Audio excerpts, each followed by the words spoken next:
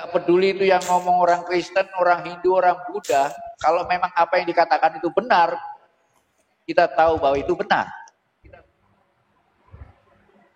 Sedangkan orang-orang yang terkungkung oleh keyakinan, dia akan melihat siapa yang ngomong. Orang yang berlainan agama atau bukan. Ini orang-orang bego namanya.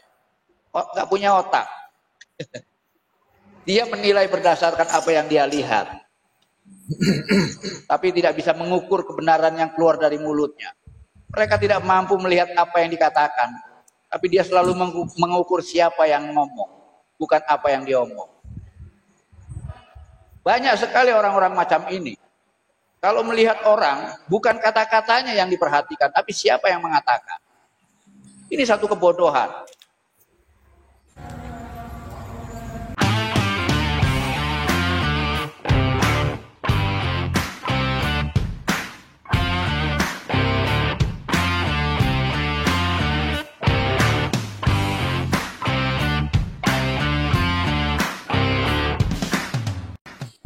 Salam satu hati, para tandapan di mana saja berada.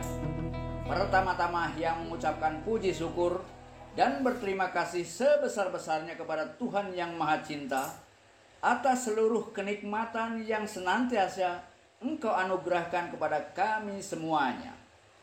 Dan kedua, yang ingin mengucapkan terima kasih kepada Niang Rosa Hamiza Azziha, Bunda Niang Rosa Hamiza, yang selalu memberikan semangat dan dukungannya kepada Hyang dalam mendampingi hidup Hyang.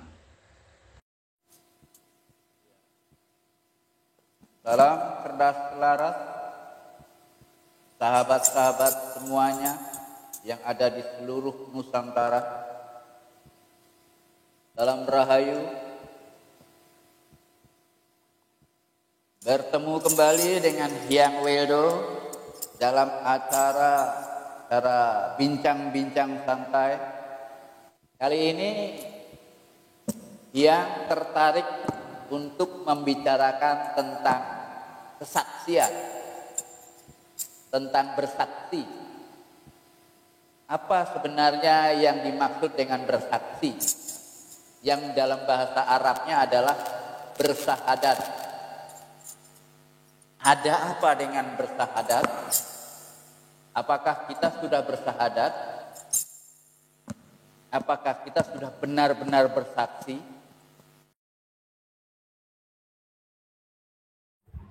Diri kita ini kecil, alam semesta ini besar, tapi kebesarannya dia tergantung pada kita. Itu bagi orang-orang yang sudah mampu di wilayah spiritual. Di wilayah tua ya, Yang ya? Iya, di wilayah tua. Yang mau tanya yang Kenapa? kalau di wilayah gini. tua, ya gini, kalau yang akan jelaskan. Yang Ya. Yang ada yang tanya itu, Mas Said. ini yang tanya yang kalau di wilayah tua yang bagusnya tidak berkehendak ya yang mengikuti keadaan. Ya, kita bisa mengalir. Mengikuti keadaan itu artinya mengalir. Ya. Menerima ya? Mengalir. Ya, mengalir dan menerima. Karena begini, yang namanya kehidupan itu berubah. Maka kalau kita tidak mengalir, berarti kita akan tertinggal. Mengalir itu artinya mengikuti perubahan. Mengikuti perubahan tapi tanpa berubah. Ya. Kita dianjurkan untuk tetap berada di sungai. Tapi jangan sampai air sungai itu membasahimu. Menjadi seorang saksi, itu kita harus terlibat. Ya, banyak orang yang salah paham. Seolah-olah menjadi orang saksi itu orang yang harus menjauhi dari dunia. Menjauh dari urusan duniawi. Agar dia tetap suci. Ini namanya melarikan diri, pelarian. Pendeta-pendeta yang masuk di goa, menyepikan diri untuk menjadi orang suci. Ini orang-orang yang melarikan diri. Menjadi saksi itu artinya kita tetap terlibat. tetap berada di alam tindakan. Menjadi orang suci bukan berarti kita harus meninggalkan pasar. Menjadi orang suci tetap harus berada di pasar, tapi jangan sampai pasar itu masuk ke dalam hati kita. Jangan sampai pasar masuk ke dalam pikiran kita. Hiduplah seperti teratai. Mungkin bunga teratai itu hidup dari air yang kotor. Tapi teratai itu tidak tersentuh oleh air. Bagaimana kita tetap hidup di duniawi, tapi kita tidak terkotori oleh dunia. Itulah saksi. Kita tetap terlibat dalam kehidupan ini. Bahkan lebih bergairah daripada pecinta dunia. Ya. Seorang saksi itu lebih suci dari biksu, lebih suci dari pendeta, itu seorang saksi.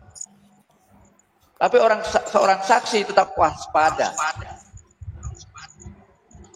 Ini yang disebut dengan eling lan waspada. Kita tidak meninggalkan alam tindakan. Seperti ikan-ikan yang ada di laut. Selama hidupnya dia hidup di air asin. Tapi air asin sama sekali tidak mempengaruhi tubuh ikan. Tubuh ikan tetap tawar. Ya. Tubuh ikan sama sekali tidak dipengaruhi oleh asinnya lautan. Tapi manakala ikan itu mati, maka dalam waktu sekejap ikan itu menjadi asin. Begitu pula dengan diri kita. Ada orang yang gampang terpengaruh. Hidup bersama bajingan, dia jadi bajingan. Hidup bersama kiai, dia jadi kiai. Dia berubah-ubah tergantung pada lingkungannya. Nah, ini orang-orang yang tidak punya prinsip. Orang-orang yang tidak punya keteguhan. Mudah berubah, mudah terpengaruh. Menjadi saksi adalah orang-orang yang bisa berdiri di atas kesejatian. Ya. Carut marutnya kehidupan sama sekali tidak mempengaruhi kehidupannya. Tidak mempengaruhi kepribadiannya. Tidak mempengaruhi perilakunya. Dia tetap berjalan. Kita seperti berjalan di atas bumi, tapi kaki kita tidak menyentuh bumi. Ya, sama seperti itu. Itu menjadi saksi, seorang saksi. Seorang saksi itu berbeda dengan seorang penonton. Seorang penonton itu hanya berdiri di pinggir, tidak masuk ke dalam. Dia melihat dari luar, itu penonton. Tidak terlibat. Seseorang disebut saksi sejarah. Berarti orang ini pernah hidup dalam sejarah itu. Terlibat dalam sejarah itu. Dia bukan penonton sejarah. Dia terlibat dalam sejarah itu. Itu disebut saksi sejarah. Nah, kita seringkali menyatakan diri sudah bersahadat. Sudah bersaksi. Apakah kita benar-benar sudah menjadi seorang saksi?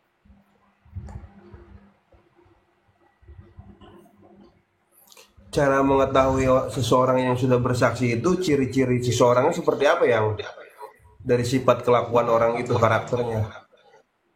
Ya, paling tidak dia selalu bahagia. Bahagia ya? Iya, selalu bersyukur. Iya. Dan selalu memandang orang lain seperti dirinya. Tidak menganggap rendah orang lain ya? Iya, dia melihat orang lain itu seolah-olah orang lain itu secerdas dirinya. Ciri-ciri orang yang sudah bersaksi seperti itu ya? Iya. Hingga dia enggak melihat adanya perbedaan. Dia anggap semuanya sama. Biarpun berbeda ras, suku, bahasa. Iya. Ya seperti yang bilang, yang membuat kita merasa berbeda kan pikiran. Iya, Nah, orang-orang yang sudah di tingkat kesaksian ini sudah bebas dari pikiran. Ya. Coba Kan, kalau semua orang, katakanlah ada 100 orang melakukan meditasi, ya. Ketika dia bermeditasi mampu membebaskan diri dari pikiran, berarti dia nol, ya kan? Berarti dia nol kan? Iya. Karena udah kosong pikirannya. Nah kalau 100 orang berarti kan 100 nol.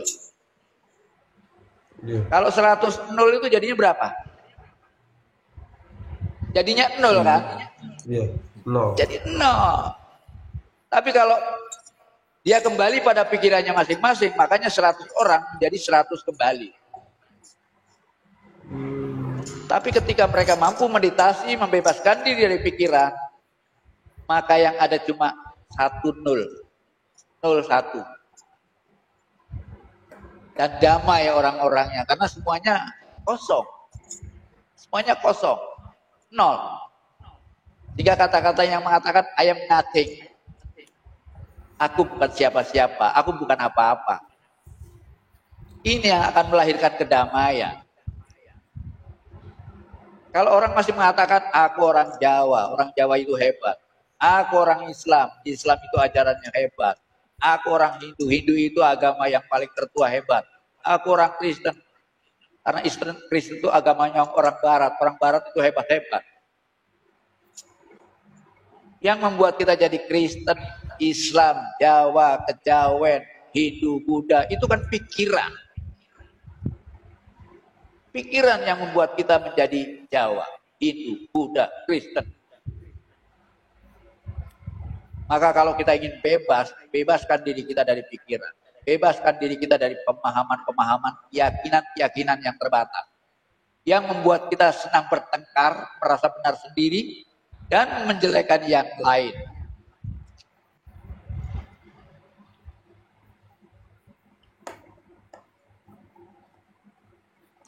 Yang aku mau nanya lagi, yang seseorang yang sudah bersaksi, sedangkan kan setelah dia mengetahui bersaksi itu, dia kan hidup dihadapkan oleh 4 orang yang tadi, yang anak-anak, remaja, dewasa, tua. Bagaimana cara dia membumikannya kepada 4 orang tersebut, hasil dari kesaksian dia? Seperti para rasul, para nabi, para awatar, para mesiha, akan menghadapi mereka sesuai dengan usianya masing-masing. Makanya kan ajaran dibagi dalam 4 metodologi. Ya? Makanya ajaran spiritual itu dibagi secara metodologis, diajarkan kepada mereka sesuai dengan usianya tadi.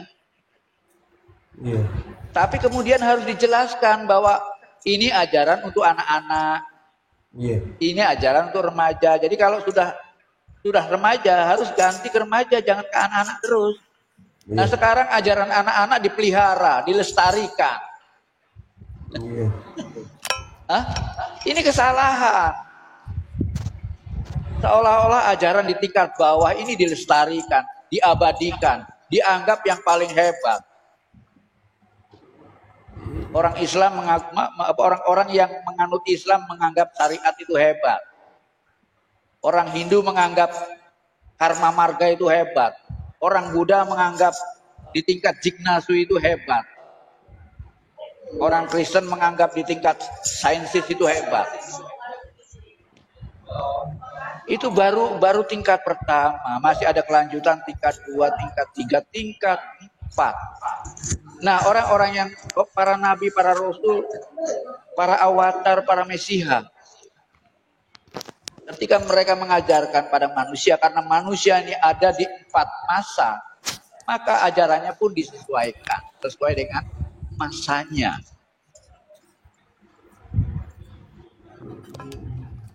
Tetap kita harus menghadapi mereka sesuai dengan usianya. Yang kalau mendapatkan pengetahuan, ada yang mudah, ada yang susah. Itu dipengaruhi sama karma tidak, Eyang?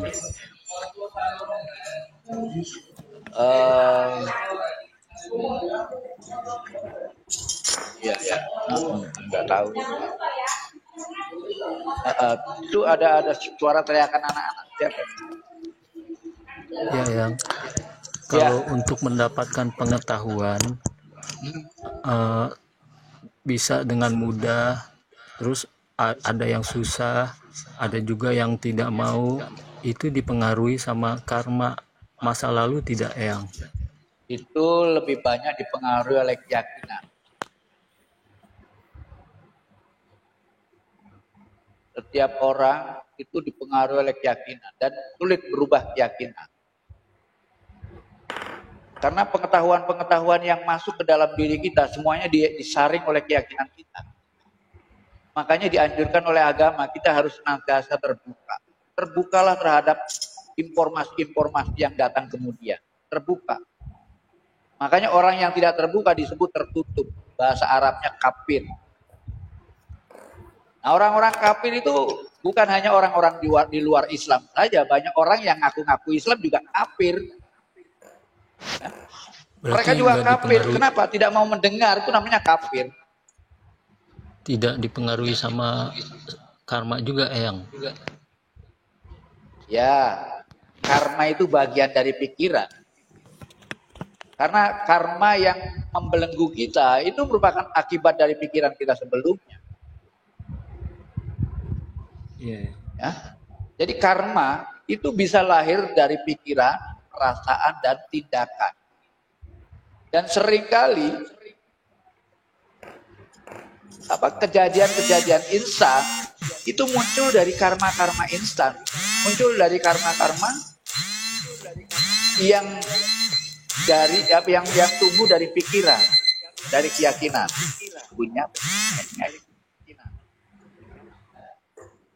Karma bisa jadi penghalang, tapi penghalang utama adalah keyakinan. Makanya kita dianjurkan untuk memperbanyak pengetahuan dan pengalaman dan selalu terbuka. Siap mendengarkan. Makanya ada kata-kata, perbanyaklah mendengar. Dalam ajaran Islam itu ada kata-kata gini. Seringkali ayat ini digunakan untuk apa? Kalau sama orang-orang ayat ini seringkali digunakan untuk bingkem asu. Tahu bingkem asu? Ayat ini seringkali dipakai untuk membungkam anjing. Jadi kalau kita ketemu anjing baca ayat ini. Tahu ayatnya? Iya. Ya. Sukmum bukmum yumpahum layar jibu. Oh. Artinya apa? Mereka tuli, mereka bisu, mereka buta, maka mereka tidak akan bisa kembali ke jalan yang benar. Disebut tuli artinya mereka punya telinga tapi tidak mau mendengar. Disebut bisu, mereka punya lidah, punya mulut tapi tidak mau bertanya. Disebut buta, mereka punya mata tapi tidak mau membuktikan, melihat bukti-bukti tentang kebenaran itu. Maka disebut orang-orang yang semacam ini akan tersesat, disesatkan oleh pikirannya sendiri. Kalau kita mau kembali agar tidak tersesat, maka jangan menuli. Artinya kita harus banyak mendengar. Kita harus terbuka terhadap seluruh informasi, seluruh pengetahuan. Terima semua pengetahuan yang ada. Kemudian yang kedua adalah banyak bertanya. Setelah kita kumpulkan semua pengetahuan, barulah kita analisa. Banyak bertanya itu artinya banyak menganalisa untuk mengetahui di mana kebenaran dan ketidakbenarannya. Itu yang disebut dengan banyak bertanya. Banyak bertanya itu artinya menganalisa. Nah, kemudian buka mata itu artinya banyak melihat bukti. Artinya setelah kita mengumpulkan data di tingkat pertama, di tingkat kedua adalah proses penganalisaan, di tingkat ketiga adalah proses pembuktian. Maka kalau kita mampu menjalankan ketiga proses ini, maka kita akan mencapai kebenaran objektif. Bukan benar menurut keyakinan kita, tapi benar menurut kenyataan apa adanya. Nah, orang-orang yang sudah mampu membebaskan diri dari keyakinan-keyakinan subjektif, maka dia akan terbuka terhadap semua pengetahuan yang ada. Inilah orang-orang yang selalu terbuka, siap menerima apapun juga, siap menerima informasi apapun. Gak peduli itu yang ngomong orang Kristen, orang Hindu, orang Buddha. Kalau memang apa yang dikatakan itu benar, kita tahu bahwa itu benar. Sedangkan orang-orang yang terkungkung oleh keyakinan, dia akan melihat siapa yang ngomong. Orang yang berlainan agama atau bukan. Kadang-kadang di zaman sekarang aja orang sulit untuk menerima benar tidaknya suatu kata-kata. Kalau enggak didengar dari kiainya sendiri, dari pendetanya sendiri. Orang apalagi di medsos seperti ini. Kalau yang ceramah itu orangnya seperti orang gila, mungkin orang udah menolak duluan. Ini orang-orang bego namanya, nggak punya otak. Dia menilai berdasarkan apa yang dia lihat, tapi tidak bisa mengukur kebenaran yang keluar dari mulutnya. Mereka tidak mampu melihat apa yang dikatakan, tapi dia selalu mengukur siapa yang ngomong, bukan apa yang dia omong. Banyak sekali orang-orang macam ini. Kalau melihat orang, bukan kata-katanya yang diperhatikan, tapi siapa yang mengatakan. Ini satu kebodohan. Bangsa ini masih banyak yang bodoh. Masih banyak yang bodoh. Itu yang membuat bangsa kita ini tertinggal jauh. Adalah tugas kita bersama bagaimana mencerdaskan bangsa ini. Oke, saya aja ya. Ini Kang Suherman. Kang Daeng tadi pertanyaannya sudah terjawab. Iya. Sudah ya? Sudah terjawab. Oke, Iya. berarti Udah bang, ganti yang lain. udah bang. Ya. Silakan yang lain, mangga yang lain. Ya, silakan. Kalau yang lain nggak ada ya boleh saya lagi. Nah, Silakan monggo. halo, yang assalamualaikum yang. Waalaikumsalam. Nah, begini ya. Ini siapa yang Saya ini bertanya? mau nanya tentang yang Mas Daeng. Halo. Yang Halo. Jamal. Mas Jamaluddin, yang Oh, Mas Jamaluddin. Monggo Mas Jamaluddin. Ya, saya mau nanya tentang yang namanya ingat itu yang. Ingat. Karena kalau Ya, gimana, saya gimana? perhatikan realita ingat itu sendiri, itu seperti apa ya? Seperti tidak ingat gitu ya. Pertanyaannya nggak jelas, tapi mungkin yang bisa sedikit nangkep. Maksudnya kan seringkali dalam agama itu, dalam perintah-perintah spiritual, ingatlah gitu kan ya. Iya. Ya, ingatlah. Bahkan ada kata-kata ini dalam ajaran Islam itu ya. Banyak orang yang sembahyang tapi lalai. Iya. Ya kan? Nah, karena lalainya inilah sehingga sembahyangnya menjadi tidak berguna. Ya. Rukunnya sudah benar, tapi gara-gara lalai, gara-gara tidak ingat. Nah, ingat di sini berarti kan ingat Tuhan. Nah, ingat Tuhan ya. Ingat Tuhan itu kan bukan perkara biasa. Betul. Iya kan? Sampean tahu yang namanya Robert McPellar? Mas Jamaluddin? Enggak. Enggak tahu ya? Enggak tahu ya. Kenapa enggak tahu? Nggak kenal ya. Sampean tidak akan pernah, kalau sampean tidak akan pernah ingat namanya, wajahnya, suaranya kalau belum bertemu orangnya. Iya, betul. Iya kan? Bagaimana sampean bisa ingat Tuhan kalau sampean belum bertemu Tuhan?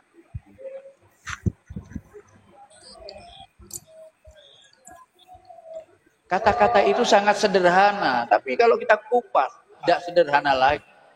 Tapi untuk anak-anak tidak apa-apa. Untuk anak-anak tidak apa-apa, tapi untuk orang yang sudah dewasa, sudah tua, ya harus sudah tingkatannya sudah beda. Ingat itu bagaimana, Sarul? Eling itu bagaimana? Yang namanya ingat itu pernah bertemu, pernah mendengar suaranya, pernah melihat wujudnya. Baru kita bisa mengatakan saya ingat. Kalau hanya namanya saja bagaimana? Nama itu hanya konsep. Baru mendengar ya. Iya, sama seperti tadi yang tanya, sampean kenal dengan Robert McPellar? Tidak. baru mendengar aja namanya. Iya, baru mendengar saja. Begitupun nama Muhammad, nama Allah, nama Yesus, nama Buddha. Semuanya baru kita dengar. Berarti yang dikatakan sejatinya ingat itu kembali kepada kesadaran hakiki itu ya, yang. Iya, paling tidak kita harus menyaksikan Tuhan pada tingkat kesaksian itu. Siap Ketika ya. kita sudah mampu menjadi saksi, di sana udah bukan lagi pengalaman, terlibat.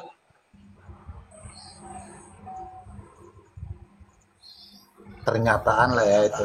Iya, terlibat, berpartisipasi, berada di dalam satu keadaan yang sama. Gitu. Nah, jadi ingat juga merupakan bagian dari kesaktian. Nah, kalau secara umum kita mengingat itu kan memakai akal pikir ya. Kalau secara Akal umum pikir, ya. itu kan pengertian yang mentah. Iya. Yang mungkin nggak apa-apa untuk pemahaman anak-anak. Siap yang. Dan kita harus mampu mengajak anak-anak naik ke tingkat remaja, terus naikkan ke tingkat dewasa sampai tua. Beri pengertian-pengertian yang semakin membuat dia tahu siapa dirinya, tahu siapa Tuhan. Nah, para ustadz ini seringkali membatasi murid-muridnya. Hal itu terjadi karena pengetahuan ustadz-ustadz ini terbatas juga. Keterbatasan pengetahuan inilah yang membuat dia membatasi murid-muridnya. Karena dia tidak mampu ngajari yang lain kecuali pengetahuan yang ada di otaknya.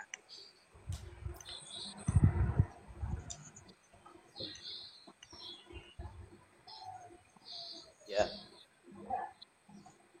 Monggo, silakan. Boleh giliran saya yang bertanya yang. Silakan. Ya. Saya pernah mendengar yang bilang seperti ini. Tujuan Tuhan memberikan kita kehidupan di dunia ini, tujuannya adalah untuk mencari jati diri kita yang sebenarnya. Sedangkan menurut pendapat saya, wujud kita yang sekarang ini hasil dari perbuatan kita di kehidupan sebelumnya. Gitu ya. Pertanyaan saya adalah, kenapa sih kita dikasih lupa tentang kehidupan kita yang sebelumnya? Yang membuat kita lupa karena ketika kita lahir menjadi anak, menjadi bayi. Iya. Ya, menjadi bayi yang tidak tahu apa-apa. Tapi ingat bahwa semua pengetahuan yang pernah kita peroleh di masa lalu itu masih tersimpan dalam memori. Pengetahuan. Iya. Cuma itu butuh diakses dengan kecerdasan tertentu. Memori jiwa apa memori apa? Ya, memori jiwa. Itu yang membuat kita lahir kembali. Yang membuat kita reinkarnasi ya karena pengalaman-pengalaman masa lalu dan itu tersimpan. Dia akan terbawa terus. Makanya dikatakan bahwa ya dalam otak kita ini banyak sekali memori. Makanya ada disebut otak reptil, ya. Ada otak reptil, ada otak mamalia lama, ada otak mamalia baru. Otak reptil dia tersimpan memori tentang perjalanan kita pada waktu kita masih jadi sel sampai ke tingkat reptil, semuanya ada di sana. Pengalaman dan pengetahuan kita pada saat kita menjadi reptil itu tersimpan di sana. Itu yang disebut dengan otak purba. Kalau kita mampu mengakses kembali memori-memori yang tersimpan di otak purba kita, di otak reptil kita. Nah, pada saat kita jadi binatang, itu yang disebut dengan otak mamalia lama. Wah, memori yang tersimpan di sana itu ribuan, ribuan tahun. Dalam otak reptil itu memori dari mulai kita sel sampai di tingkat reptil tersimpan. Sedangkan dalam otak mamalia baru, memori yang tersimpan itu mulai kita lahir sampai sekarang. Ya. Kita punya 3 otak. Tiap otak ini punya simpanan, punya memori. Jadi dengan demikian semua pengalaman jiwa kita, pengetahuan kita itu yang mengantarkan kita lahir kembali. Kita lahir karena jiwa kita. Jiwa kita inilah yang berubah-ubah bentuk. Sedangkan yang namanya ruh itu hanya memberikan fasilitas pada kehidupan ini. Sedangkan tubuh hanya panggung. Tubuh ini hanya panggung, tempat di mana jiwa bermain. Tubuh merupakan panggung yang dipilih oleh jiwa. Dia mau bermain jadi apa dalam panggung ini? Iya. Pemeran apa gitu ya?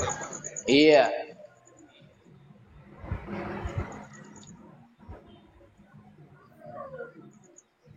Cara mengingatnya gimana yang biar kita nggak lupa ya kehidupan masa lalu? Nah, itu tidak bisa dengan ingatan. Nggak bisa ya? Iya. Karena yang disebut ingatan ini adanya di otak. Iya. Itu biasanya pada saat kita dalam kondisi yang tergencet, dalam kondisi yang terpaksa, dalam kondisi yang terdesak, biasanya pengetahuan itu bisa muncul sendiri berdasarkan kebutuhan. Ya, dia akan spontan keluar sendiri. Biasanya dalam keadaan pasrah, kebutuhan kita akan pengetahuan di masa lalu itu akan muncul sendiri kalau kita pasrah.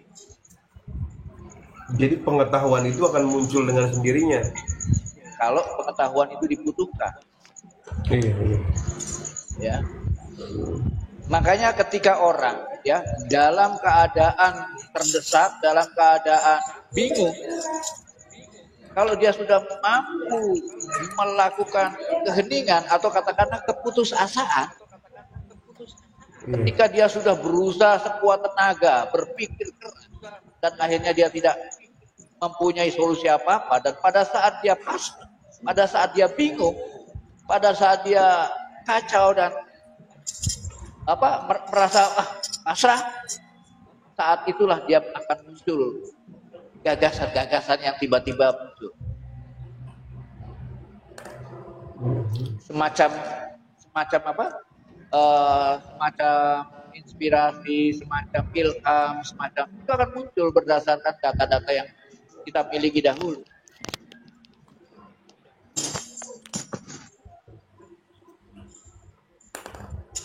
Begitu.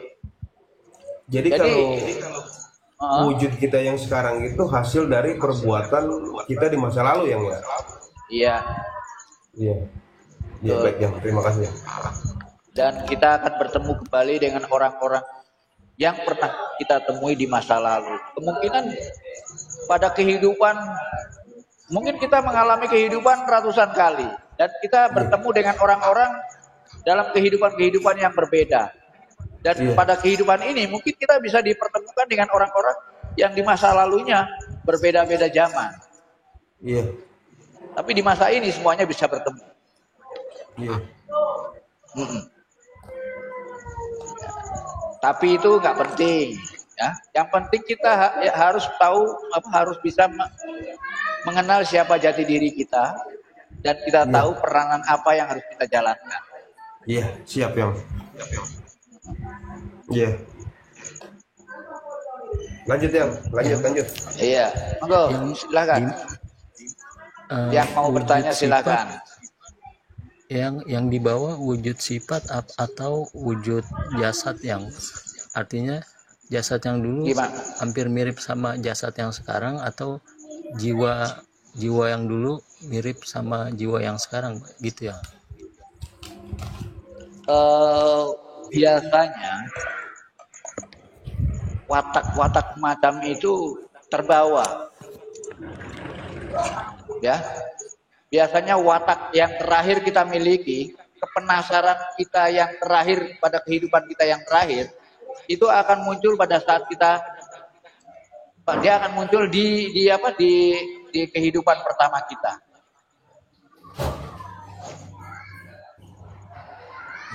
Ya. Orang-orang biasanya kalau sudah tua, dia muncul keinginan-keinginan lain. Keinginan-keinginan yang lain gitu kan. Dan ini akan mengantarkan dia pada kehidupan sesudahnya. Dan pada saat dia hidup di kehidupan yang akan datang, maka kesadaran yang pertama mengantarkan ke dalam kehidupan sesudahnya itu akan menjadi kesadaran yang pertama hadir dalam kehidupannya.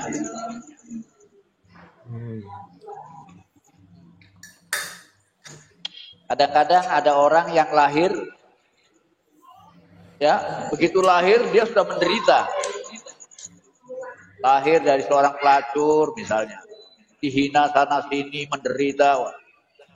Banyak orang yang lahir langsung menderita. Ya mungkin kehidupan masa lalunya dia sudah mengharapkan kehidupan yang penuh spiritualitas. Keinginan spiritualitasnya itu baru muncul saat itu. Pada saat dia tua, keinginan spiritualitasnya baru muncul. Sehingga dia begitu reinkarnasi menjadi manusia baru, maka di waktu anak-anak dia sudah mengalami penderitaan.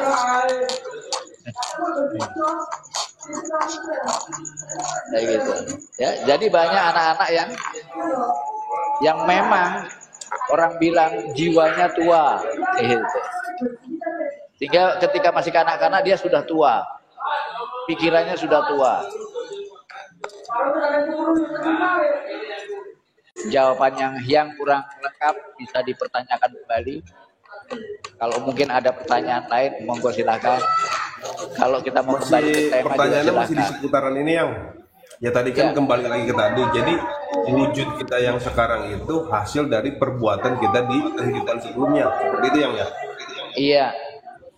Berarti sekarang kita lagi memilih untuk di wujud kita yang akan datang, perbuatan kita yang sekarang tuh. Iya. Bahkan semua ketentuan yang membentuk kita saat ini itu kita sendiri yang menentukan. Iya, betul. Ya, kita lahir jadi laki-laki, kita lahir dari bangsa mana, kita lahir melalui keluarga apa, semua ini sudah kita inginkan pada kehidupan kita sebelumnya. Itu jadi ketentuan itu sudah kita sendiri yang menentukan. Jadi kehidupan kita sekarang itu untuk menentukan kehidupan kita yang akan datang. Iya.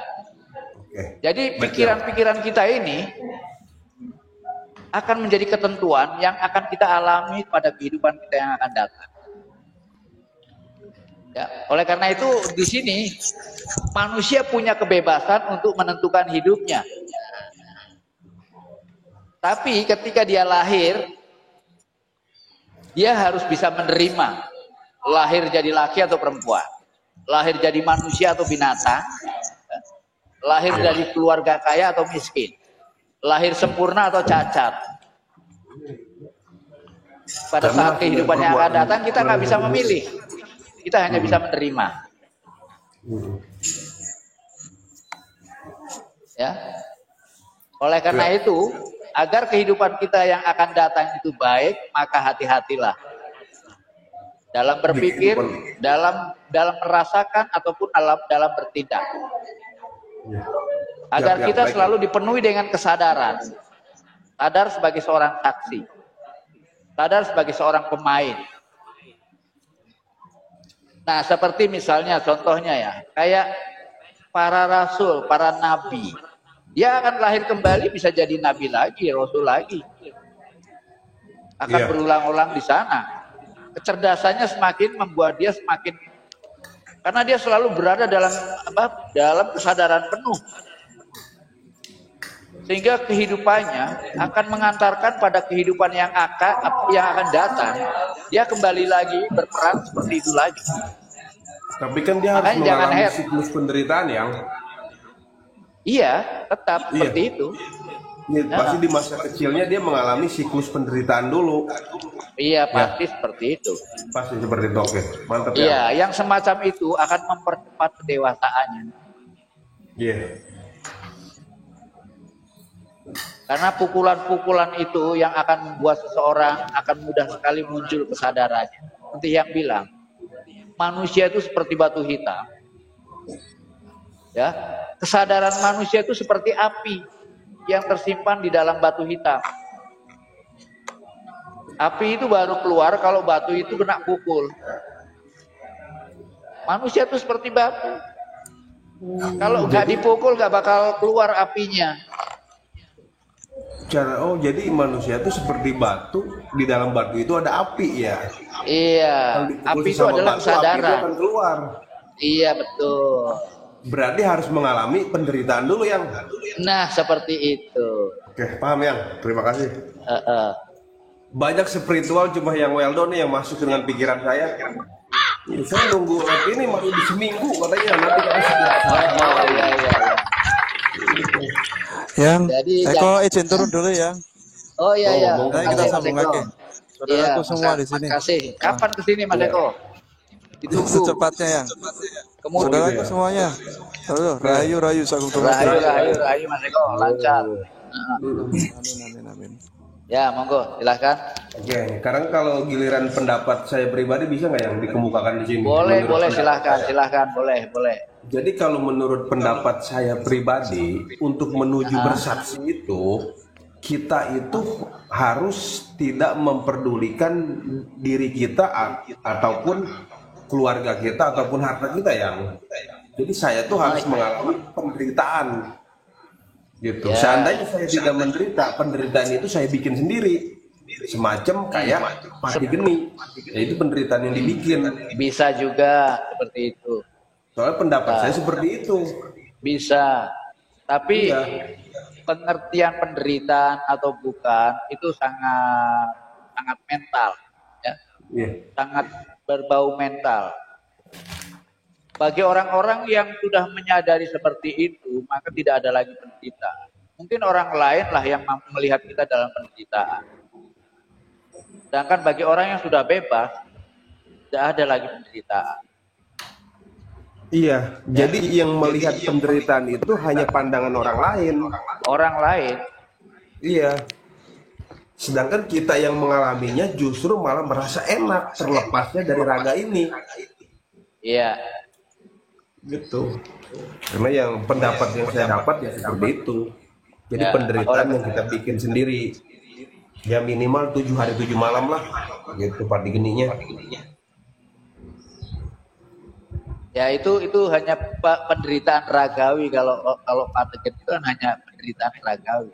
Iya, Bukan- ketika bukan- raganya disiksa seperti itu, maka jiwanya itu akan keluar dari raga tersebut. Tapi penderitaan yang luar biasa adalah penderitaan yang menghantam mentalitasnya. Mental ya. Iya, Hmm. yang menghantam keyakinannya, mentalitasnya. Itu yang membuat perubahan besar. Kalau hanya sekedar berlapar-lapar, itu tidak membuat perubahan apa-apa. Ujian hidup ya Kang itu berarti. Iya, ujian Jadi harus hidup. dibentur dulu ya. Iya, Semacam kayak batu tadi. iya. Hmm. Oleh karena itu, kita nggak perlu mengeluh dengan segala macam penderitaan, dengan segala macam kesulitan, dengan segala macam benturan. Itu suatu pertanda bahwa kita akan ditingkatkan, Iya. kita akan dinaikkan. Yang namanya manusia itu butuh masalah. Tanpa masalah tidak ada kemajuan apa-apa. Iya. Yang membuat kita berkecil hati karena kita menganggap masalah itu besar. Iya. Anggap masalah itu sebagai anak tangga yang bisa kita injak untuk naik ke tingkat yang lebih tinggi. Maka nyaman hidup ini. bahagia kita. Kalau menurut saya pribadi gitu ya, Ya. yang bisa berbicara seperti ini, saya yakin yang sudah mengalami. Gitu. Itu yang pertama. Ya, Yang kedua, cara mengalami proses seperti ini, ya tadi mungkin yang itu sering melakukan pati geni, gitu. Ya, Pribadi saya. betul. Soalnya Hanya kalau sudah yang makan, tanpa adanya pati geni, kalau cuma penderitaan benturan-benturan dari musibah, nggak bakal bisa yang. ya semuanya saling saling melengkapi. Iya. Karena Ya. musibah itu ketika kita terbentur dari musibah bencana, ya kita larinya ke pati geni itu. Baru kita Ya, bisa menempuh. itu pasrah di tingkat pertama. Ya, biasanya orang-orang yang mengalami musibah, gak ada jalan lain, langsung berguru, kemudian oleh guru disuruh lakukan ini, lakukan itu. Ini kan dua bentuk kepasrahan juga sekalipun. Dan dalam kepasrahan ini dia hanya menjalankan perintah saja. Ya justru kalau kita dalam kepasrahan tidak melakukan apa-apa, ya sulit juga yang. Nah, itu dia. Oleh karena itu kita membutuhkan guru yang bisa menuntun kita. Kalau kita Iya. hanya berpuasa berdasarkan pilihan kita sendiri, itu nafsu. Iya. Wah, saya mau puasa agar saya bisa dapat ilmu lembu sekilan. Nah, itu sudah nafsu. Iya. Ya. Kalau kita berpuasa atas perintah guru, nah itu bukan nafsu. Iya. Jadi yang menuntun tadi, masa kanak-kanak tadi ya. Iya. Jadi Iya. butuhnya guru di sana agar apa yang kita lakukan bukan karena nafsu, Iya. karena perintah guru. Iya. Kalau kita melakukan tanpa adanya guru, berarti kita melakukan karena nafsu, didorong oleh nafsu, didorong oleh Iya. keinginan. Iya. Jadi nonsen kalau ada orang mengatakan kita nggak perlu berguru, kita nggak butuh seorang guru. Iya. Iya. Ya artinya kalau dia nggak butuh seorang guru, semua yang dilakukan didorong oleh nafsu. Iya. Jadi kan tadi kan tuntunan pertama itu kan guru. Gurunya adalah orang tua kita. Kita, Belajar berjalan merangkak gitu. siapapun bisa jadi guru, bahkan alam semesta pun bisa jadi guru. Iya. Seekor kambing pun bisa jadi guru. Mm-mm.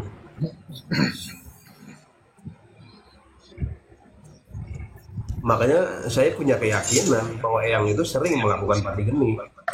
Ya, di masa itu ada masanya di mana kita melakukan itu. Iya. Dan kita tidak perlu mengulang-ulang. Kalau kita mengetahui ada yang lebih tinggi, kenapa kita harus melakukan yang rendah? Ya, betul. Betul yang. Iya. Fungsinya puasa berlapar-lapar itu apa? Itu harus kita tahu esensinya. Iya. Ya kalau menurut saya mah biar jasmani ini tersiksa, jiwa yang di dalam diri itu keluar dan bersaksi. Ya, ada yang seperti itu. Iya, begitu. Jika tidak berhasil di tahap pertama, lakukan lagi. Lakukan dan lakukan terus sampai ketemu. Gitu. Ya, di tingkat pertama seperti itu. Iya, makanya saya tuh 2 tahun setengah, udah hampir 2 tahun setengah mengikuti YouTube-nya yang Weldo. Baru saya berhadapan seperti ini. Gitu. Oh, iya, iya. Iya, cuma Ya, mengikuti iya. YouTube juga bisa nonton aja, belum ngobrol langsung sama orangnya. Baru 2 minggu ini saya. Makanya saya tungguin terus Iya, Selasa iya, malam iya. katanya gitu. Iya, iya. Ayo yang Wilda ya. Assalamualaikum. Waalaikumsalam. Oh tanya yang Wilda. Iya, monggo. Coba nih, Mas Daeng. Bang Daeng. Siapa nih yang? Saya Mas Lim dari Solo, Kang Wilda. Oh, Mas Lim. Ya, Mas dari Lim, Solo. tolong. Ya. Iya, monggo Mas Lim, monggo. Iya, monggo. iya, Mas Lim dari Saya Solo. sudah Oh, lama Mas Lim. mengharapkan bisa berkomunikasi dengan Yang Wilda. Ya. Alhamdulillah baru lihat titik sekali langsung bisa komunikasi tatap muka ini. Ini yang Iya. saya tanyakan. Ini kan saya itu seorang pejalan. Saya mencari jati diri, mencari guru sejati. Dalam kesadaran itu saya mengalami kebangkitan spiritual. Ya, dalam kebangkitan spiritual itu saya mengalami sebuah perjalanan rohaniah gitu ya. Iya, iya. Ya, setelah saya mengalami perjalanan rohaniah, saya mendapatkan sebuah keyakinan dan iman saya bertambah gitu. Siapa diri saya, siapa Tuhan, kenapa saya diciptakan di dunia ini, saya sudah memahami. Yang saya tanyakan dalam perjalanan rohani saya sering mengalami jiwa ini, ruh ini keluar dari tubuh gitu, bisa kadang terbang. Ya. Nah, hal seperti itu kan emang itu wajar ataukah itu dari jin, setan atau yang lain, itu gimana? Itu hal yang